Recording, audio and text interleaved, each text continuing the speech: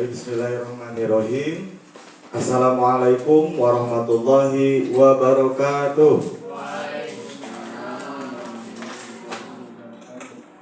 Oke, kayaknya kurang semangat nih. Kayaknya ini suasananya tidak tepat ya, siang-siang gitu ya. Tetapi insya Allah Bapak Ibu menjelang kita pulang kita mengisi ya kegiatan hari ini dengan tentunya yang mudah-mudahan positif gitu Pak ya, untuk menyongsong tahun pelajaran baru. Sekali lagi, semangat pagi.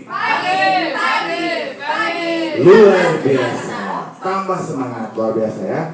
Bapak Ibu mohon izin kepada Ibu Kepala Sekolah SD Negeri 219 Babakan Jati yang kami hormati, Bapak beserta Ibu guru yang hebat dan luar biasa. Alhamdulillah di siang hari ini Senin 10 Juni 2024 kita alhamdulillah diberikan kesehatan jasmani dan rohani untuk menugaskan ya atau menjalankan tugas sehari-hari, yaitu sebagai pendidik di sekolah yang kita cintai.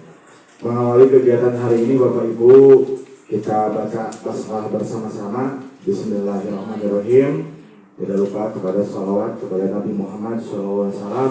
Mudah-mudahan kita senantiasa selalu dilindungi Allah Subhanahu wa taala dan menjadi bagian umat gitu ya yang selalu tumut perintah ajaran Nabi Muhammad SAW. Bapak Ibu yang saya banggakan, sengaja hari ini dikumpulkan atas izin Ibu Kepala Sekolah untuk menyampaikan beberapa hal. Salah satunya adalah penyampaian disiplin positif ya, yaitu mempraktikkan nilai-nilai positif, nilai-nilai yang sudah saya dapatkan selama pendidikan guru penggerak kurang lebih 2 bulan ini Bapak Ibu. Dan hari ini saya bertugas untuk menyampaikan secara langsung kepada Bapak Ibu agar pada pelaksanaannya kita bisa bersama-sama berkolaborasi untuk mewujudkannya di sekolah kita Bapak Ibu ya. Sebelumnya Bapak Ibu, ada yang pernah mendengar istilah atau kata disiplin positif? Belum? Pak Rizky bagaimana? Pernah mendengar disiplin positif? Belum ya. Nah, coba kira-kira kalau kata disiplin saja, Bapak Ibu, siapa yang tahu makna kata disiplin? Bu Yepi, apa itu disiplin?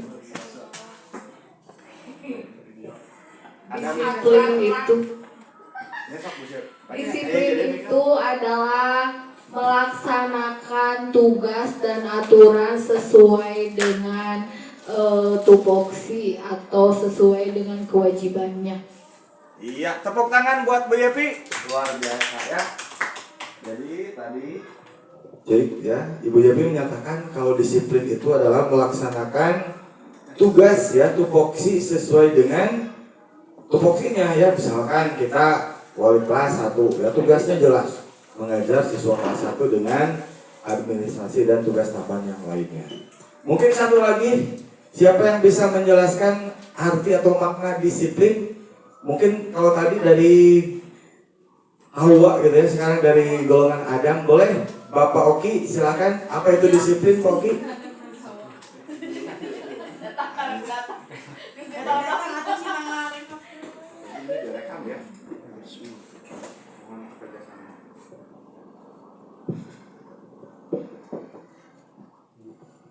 Terima kasih Raden atas kesempatan yang diberikan. Bahwasanya disiplin itu mengikuti segala arahan yang disampaikan oleh pimpinan ataupun sebuah aturan. Tepuk tangan buat Pak Oki. Luar biasa ya. Tadi sekilas Ibu kita juga menyampaikan ya secara singkat gitu ya, bahwasannya disiplin itu adalah peraturan gitu ya.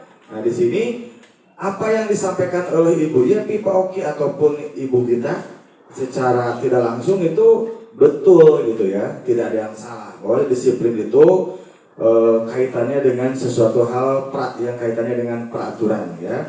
Terus di sini ada positif, artinya disiplin aturan positif. Nah di sini Bapak Ibu perlu disampaikan bahwasanya dalam dunia pendidikan ataupun dalam sebuah kecil gitu ya, jangankan pendidikan atau organisasi, kita saja sebagai insan atau individu itu mempunyai tujuan atau visi gitu Bapak Ibu ya.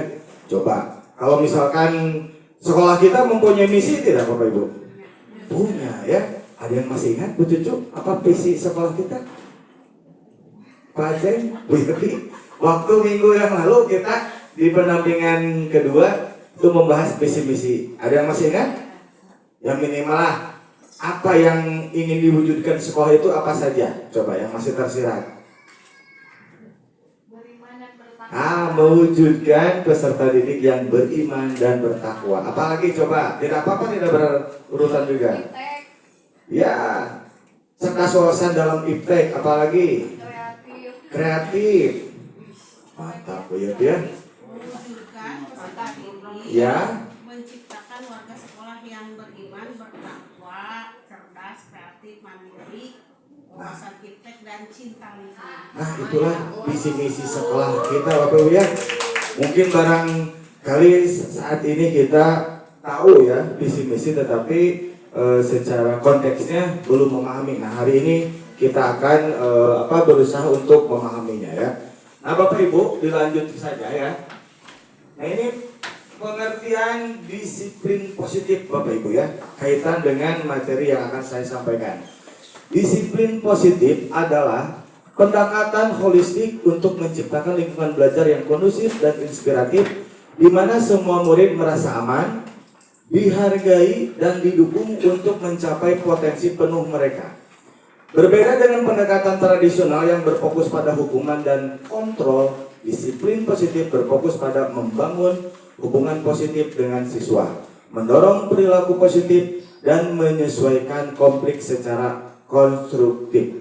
Nah, artinya Bapak Ibu, pendekatan yang kita lakukan selama ini dalam membuat peraturan atau mendisiplinkan gitu ya siswa kita agar terarah sesuai dengan visi misi sekolah, ini perlu kita bersama kaji bersama agar pada pelaksanaannya kita bisa menyelamatkan apa yang harus diselamatkan, yaitu nilai-nilai yang dimiliki oleh anak, potensi-potensi yang dimiliki oleh anak, sehingga anak bisa menyelesaikan masalahnya dibantu oleh kita. Saya banyak menemukan kasus atau masalah terhadap siswa saya yang tentunya mungkin Bapak Ibu juga sudah ketahui. Nah ini seperti apa sih tindakannya, penyelesaiannya, solusinya yang terbaik. Nah nanti kita akan bersama-sama untuk mengkaji dan membuat kesepakatan bersama yang nantinya menjadi kesepakatan sekolah gitu Bu ya, untuk di tahun pelajaran baru. Terima kasih juga ini Pak Asep selaku kesiswaan, teman-teman Pak Asep. Di sini ada manfaat disiplin positif ya. Bapak Ibu sekalian, disiplin positif di sini perlu diingatkan kembali gitu ya agar tidak terlalu jauh. Bahwasanya di sini yang awalnya sekolah itu mempunyai peraturan, judulnya peraturan sekolah ya atau tata tertib. Nah, untuk saat ini Bapak Ibu, peraturan atau tata tertib itu akan kita ubah dimensi atau cara pandangnya gitu ya dengan disiplin positif. Ini kenapa disiplin positif yang dimunculkan? Karena manfaatnya satu, meningkatkan motivasi dan prestasi belajar, meningkatkan disiplin dan perilaku positif, meningkatkan kesehatan mental dan kesejahteraan, dan meningkatkan hubungan antara guru dan siswa. Artinya di sini dengan konteks disiplin positif ini, harapan kita adalah ke depannya ketika ada kasus terhadap anak atau masalah terhadap anak, ini jangan sampai anak itu menjadi merasa bersalah. Kalaupun kasusnya itu sangat parah atau levelnya sangat tinggi gitu ya. Artinya misalkan contoh mencuri atau melakukan hal-hal yang di luar nalar, itu tentunya banyak faktor yang menjadikan si anak, si murid melakukannya. Jadi kita jangan sampai menghukum si anak betul-betul dia merasa bersalah dan tidak mau atau merasa dia itu kecewa gitu ya. Nah itu yang harus kita selamatkan ya. Nah ini motivasi perilaku siswa menghindari rasa sakit hukuman. Jadi kita harapkan Bapak Ibu di dalam solusi atau tindakan untuk menyelesaikan masalah ketika anak ada kasus Bapak Ibu ya, baik secara langsung maupun tidak.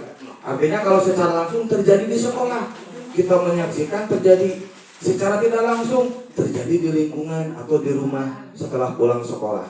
Jangan sampai kita itu melakukan ya rasa sakit terhadap siswa, baik itu hukuman secara psikis ataupun fisik Bapak Ibu ya. Terus yang kedua, motivasi perilaku menghindarkan kaidah pujian. Nah ini kadang-kadang Bapak Ibu ketika kita menghadapi anak yang melakukan prestasi atau apa gitu ya, atau istilahnya anak unggul di dalam belajar, diiming-imingi dengan hadiah, itu juga Bapak Ibu bukan tidak boleh, tetapi kalau dilakukan secara terus-menerus itu akan tidak baik. Ketika guru tidak memberikan reward, maka anak akan bertanya, nah Bapak Tete ngasih hadiah, padahal biasanya ngasih hadiah. Jadi si anak melakukan sebuah kebaikan atau disiplin positifnya ingin mendapatkan imbalan atau ingin mendapatkan sesuatu gitu ya. Tetapi kalau dalam masa pembelajaran tidak apa-apa. Tetapi ketika kita ingin menerapkan konsep disiplin positif yang lebih bermakna, artinya si anak harus tanpa ada paksaan, kesadaran sendiri, dia ingin melakukan hal memungut sampah, dia sadar gitu ya, tanpa dilihat, tanpa disuruh, dia sadar membuang sampah. Nah itulah yang ingin kita ciptakan. Dan yang ketiga, motivasi perilaku penghargaan diri. Jadi setiap anak seperti apapun harus kita pertahankan harga dirinya, gitu ya. Karena ketika anak tidak memiliki rasa kepercayaan atau harga diri, maka mau apa lagi gitu ya, di rumah anak mungkin kurang perhatian dari orang tua, di sekolah dibully oleh teman-temannya, maka yang terjadi si anak akan lari ke tempat yang memang bisa menerima dia. Misalkan teman-teman yang ada di luaran sana yang tidak sekolah, ya itu yang bahaya Bapak Ibu ya. Selanjutnya Bapak Ibu kita lanjut dulu.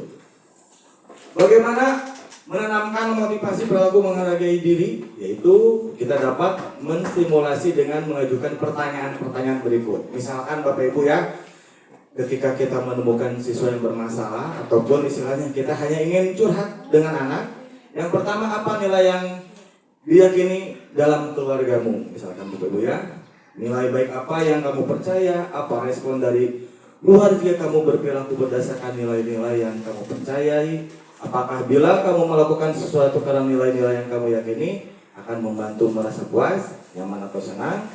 Apa yang membantu melakukan tersebut? Kamu ingin menjadi seperti apa? Apa tujuan pribadi yang ingin capai dari belajar atau mengerjakan? Nah Bapak Ibu, kita lewat saya Bapak ya. Nah ini pengen ini oke gimana ya? Nah ini ya. Nah, ininya pengen pakai slideshow oke ya? Tinggal dimasukkan saja oke ya? Bisa di sini oke? Bisa coba dulu.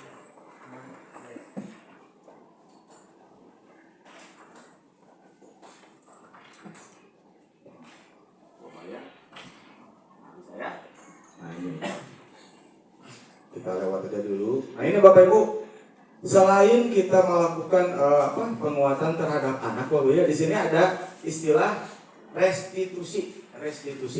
Restitusi dalam konteks disiplin positif sekolah adalah proses di mana seseorang siswa yang telah melakukan kesalahan mengambil tindakan untuk memperbaiki sekadar hukuman, melainkan kesempatan belajar dan membangun tanggung jawab. Nah di sini ada istilahnya segitiga restitusi. Kita lanjut saja. Ini prinsip dasar restitusi. Jadi restitusi ini adalah usaha kita Bapak Ibu ya untuk mengembalikan jati diri anak ketika anak sudah melakukan kesalahan yang melanggar kesepakatan yang sudah kita atau bersama murid kita sepakati ya. Yang pertama fokus pada perbaikan, yang kedua tanggung jawab, yang ketiga empati, dan yang keempat membangun hubungan. Artinya untuk kita bisa menggali jauh masalah yang dilakukan oleh anak, kita menggali apa penyebabnya, dan untuk mencari solusinya, kita harus terjalin hubungan dulu dengan murid kita, Bapak Ibu,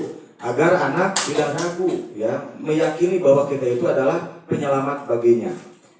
Nah, ini segitiga restitusi, Bapak Ibu, ya. Di sini dalam segitiga restitusi itu sebuah metode di mana disiplin positif yang berfokus pada pembahasan dan penyelesaian masalah dengan cara yang konstruktif dan berorientasi pada solusi. Metode ini membantu siswa untuk memahami konsekuensi dari tindakan mereka, mengambil tanggung jawab atas kesalahannya, dan melakukan tindakan untuk menembusnya. Ini 3 pilar dalam utama segitiga restitusi. Yang pertama, menstabilkan identitas. Ketika anak masalah misalkan, ya, taruh masalahnya memukul gitu ya, memukul temannya. Nah, kita yang pertama adalah menstabilkan identitasnya. Jangan sampai si anak yang melakukan kesalahan tersebut merasa terintimidasi dengan kesalahannya, gitu ya. Yang kedua, validasi tindakan yang salah, dan yang ketiga, menanyakan keyakinan. Ini Bapak Ibu, menstabilkan identitas. Tujuannya membantu siswa untuk melihat dirinya sebagai individu yang berharga dan mampu belajar dari kesalahan. Di sini Bapak Ibu, saya mempunyai siswa yang bernama Faris. Mungkin Bapak Ibu sudah hafal ya Faris. Faris ini mungkin dibandingkan siswa yang lainnya ini terlihat gitu ya, mungkin dari fisiknya dan sebagainya. Dan masalah yang dialami oleh Faris ini adalah dia kesulitan membaca, Bapak Ibu, di awal tahun pelajaran. Sampai semester akhir ini Faris bisa mengerjakan soal, tapi dengan cara bagaimana Bapak Ibu? Dengan cara dijelaskan. Kalau tidak oleh saya, oleh temannya, ya. Terus di dalam, karena mungkin pemahaman membacanya belum belum mahir gitu Bapak Ibu ya. Jadi untuk menjawab juga dia bertanya, Pak, misalkan jawabannya, misal pertanyaannya, apa nama ibu kota Jawa Barat? Harusnya Bandung ya. Pak, ini apa saja kata sampai disebutkan? B, tapi hurufnya apa? B. Nah, ini bukan, tentunya bukan masalah, ini bukan memang dari Farisnya ya. Mungkin saya juga refleksi diri, artinya belum maksimal, belum ikhtiarnya belum maksimal untuk membantu membersamai Faris ya bisa membaca. Dan yang paling utama adalah orang tua Bapak Ibu. Setelah ditanyakan, terus ditelusuri, ternyata Faris memang ketika di rumah kakaknya Pak Asep yang membantu itu Sadewa, yang pertama Sadewa, yang kedua Rizky Mahesa, yang ketiga Faris ini. Faris, dengan siapa di rumah kamu belajar? Kakak Pak siapa? Dewa. Alhamdulillah. Artinya di sini masih ada yang bisa membantu gitu ya. Nah, walaupun dari segi aspek ketercapaian mungkin belum mencapai target, tetapi di sini Faris dari hari ke hari banyak perubahan. Awalnya di awal semester seminggu paling 2 hari masuk, sekarang full masuk. Dan orang tuanya, mamanya kalau tidak masuk waktu semester 1 tidak ada kabar kalau ditanyakan. Kalau baru ditanyakan, baru, oh ya Pak maaf saya lupa, saya kerja dan sebagainya. Tapi kalau sekarang, misalkan Senin tuh sudah ada rencana tidak masuk, mungkin ya karena sakit dan sebagainya. Dari Sabtu, dari Jumat sudah ada WA, Pak maaf ini. Jadi komunikasi dengan orang tua alhamdulillah sudah ada hubungan membaik gitu Pak ya. Nah ini langkah-langkahnya, hindari kritik dan label negatif Bapak Ibu ya. Karena dengan kritik dan label negatif ini anak akan membekas bagi anak. Ketika kita misalkan si anak ini misalkan tidak bisa baca, sama guru, kamu teh. Ketika terus ada nilai perkataan yang memang menjudge gitu ya, maka si anak akan menambah lagi gitu ya untuk rasa sakitnya gitu Bapak Ibu ya. Tetapi di sini Faris selalu senyum gitu ya, dan selalu ingin tahu terhadap pembelajaran yang baru gitu ya. Makanya di sini kita nanti akan menerapkan pembelajaran berdiferensiasi, artinya bukan hanya ABK, tapi di sini juga terhadap low kognitif atau lebih keterlambatan lah dalam memahami pembelajaran itu ya. Yang kedua, fokus pada perilaku bukan pada karakter siswa. Sampaikan pesan bahwa kesalahan adalah bagian dari proses belajar dan berikan dukungan dan dorongan kepada siswa. Nah ini juga yang kedua, Bapak Ibu, ada ini meyakinkan keyakinan. Tujuannya membantu siswa untuk memahami pemikiran dan perasaannya yang melatar belakangi tindakannya. Nah, ini yang kedua ada azhar aktif gitu ya, azhar apa namanya ya. Nah ini awalnya Bapak Ibu di waktu semester 2 setelah lebaran, setiap hari saya perhatikan azhar ini selalu agak terlambat datang ke kelas. Terus pas sampai di kelas terlihat murung dan kesannya malas. Beberapa kali seperti itu saya konsultasi dengan mamanya, ibu kenapa ini ajarin? Ya Pak, mainnya selalu sampai malam, telat tidur. Oh ternyata itu faktornya. Dan ada kabar, ada berita siswa murid ini melakukan aktivitas yang memang di luar nalar gitu ya. Nah, saya tidak langsung menanyakan, walaupun informasi dari Bapak Ibu guru banyak terhadap saya, Bapak ini. Tetapi saya belum mau menanyakan ketika pas hari H gitu ya. Maksudnya ketika tahu gitu ya, ketika di kelas, ketika belajar, saya datangi, saya bisikan, Azhar, kamu ini enggak melakukan kesalahan apa tidak hari-hari kemarin? Saya berbicara seperti itu, dia menerangkan banget. Iya Pak, saya diajak gini. Oh iya. Tanpa saya koordinasi dengan orang tuanya, mamanya langsung telepon. Pak, ini gini. Oh iya. Artinya di sini perlu adanya klarifikasi. Bahkan mamanya minta, Pak, Sabtu ada nggak Bapak? Aduh, Sabtu maaf diteh Bapak Ibu, ada sama waktu di bumi, Nah, artinya susunin koordinasi lagi. Kebetulan Senin itu persiapan kalau nggak salah yang waktu ke depan itu kalau kemana ya. Nah, artinya di sini Bapak Ibu ketika kita menghadapi atau menerima sebuah laporan terhadap siswa kita yang melakukan kesalahan ataupun perbuatan yang memang di luar kebiasaan, maka di sini kita jangan langsung menyalahkan anak. Jangan sampai kita ternyata setelah ditelusuri ada hal yang membuat hal tersebut terjadi. Perlu kita sepakati hal ini bahwasanya anak juga mempunyai perasaan dan begitupun orang tua. Karena yang namanya anak, masa pengawasan orang tua dan guru, ini apapun yang terjadi ketika anak melakukan kesalahan, lanjut itu di polisi, itu tidak bisa diperkarakan. Karena masih di bawah umur. Jadi sebelum berlanjut, misalkan belum apa-apa udah kita laporan sebagainya, lebih baik kita selamatkan, jangan sampai semuanya menjadi terbawa-bawa atau jadi korban gitu ya. Padahal tidak tahu apa-apa, sekolah akhirnya terbawa. Banyak kasus yang dengan yayasan dan sebagainya ya. Nah ini ajukan pertanyaan yang terbuka untuk mendorong siswa untuk berdialog. Jadi kita berdialog saja dengan anak, tidak harus langsung dengan istilahnya forum guru, apalagi dengan kepala sekolah. Karena tentunya guru di sini selain diharuskan memiliki manajemen kelas, harus juga manajemen tindakan terhadap hal-hal yang berkaitan dengan masalah dengan siswa.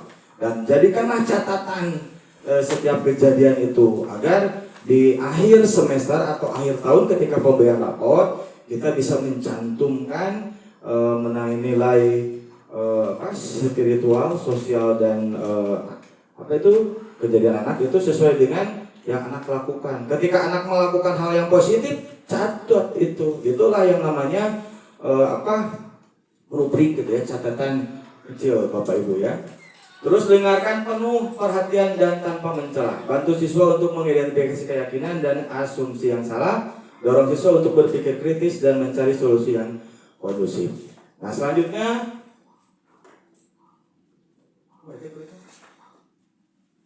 ini ada sebuah kasus Bapak Ibu ya.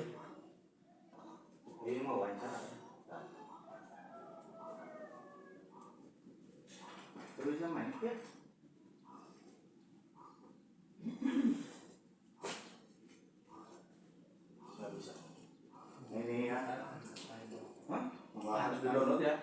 Akhirnya Bapak Ibu, kita simpulkan, disiplin positif bukan sekedar tentang aturan dan hukuman, melainkan tentang membangun hubungan positif dan menumbuhkan tanggung jawab pada siswa.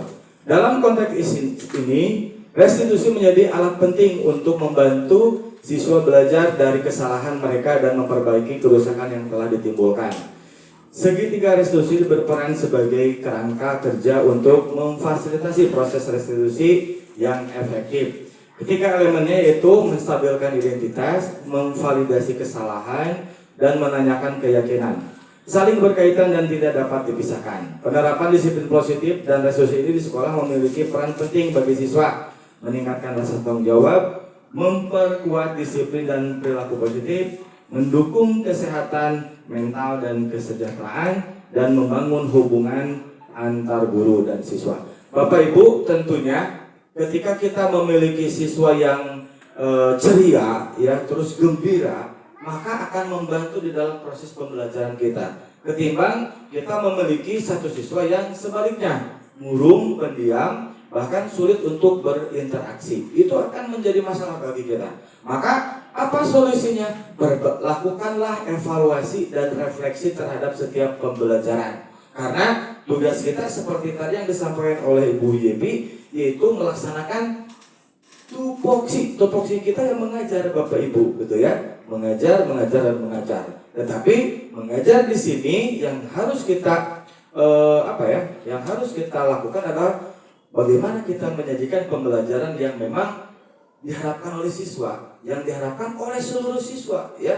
Oleh seluruh siswa itu artinya kalau misalkan di kelas saya ada 31, saya yakin mungkin dari sebagian anak yang mengikuti belajar ada yang merasa bosan, ada yang merasa jenuh, ada juga yang merasa tidak berperan di dalam pembelajarannya, gitu ya. Tetapi di sini dengan skenario atau rencana pembelajaran yang kita buat suasana pembelajaran yang menyenangkan, mengasihkan, tetapi tidak melupakan makna pembelajarannya. Misalkan pembelajaran yang berbasis permainan, misalkan satu, pembelajaran yang menggunakan media informatika, contohnya Chromebook, pembelajaran yang interaktif, misalkan ketika ada materi mengenai kemarin itu kalau nggak salah apa sih yang karena 7 itu perkembangan teknologi